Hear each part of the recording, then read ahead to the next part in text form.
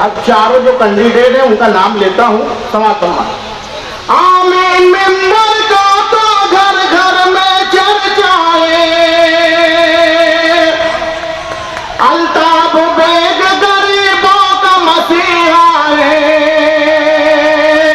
नईम हाजी हरदम का काम आने वाला है, फारूक फैजुल्ला तो दिल वाला है,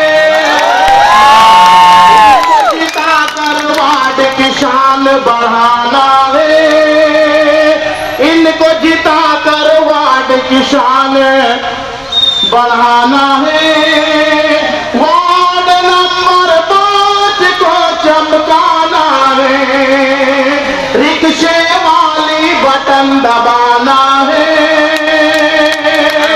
वार्ड नंबर 5 को चमकाना है। और 2 मिसरा और पढ़ता हूं, आप समझ लें। पैसे वाले पैसा लेकर आएंगे,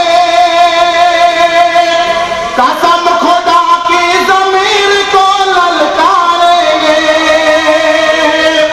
पैसे लेकर पैसे वाले पैसा लेकर आएंगे, कसम खुदा की ज़मीर को ललकारेंगे, अपनी ऑटो का सौदा अब नहीं करना है, वार्ड नंबर 5 को चमकाना है, रिक्शे वाली बटन दबाना है, वार्ड नंबर 5 को चमकाना है। और चारों मेंबर के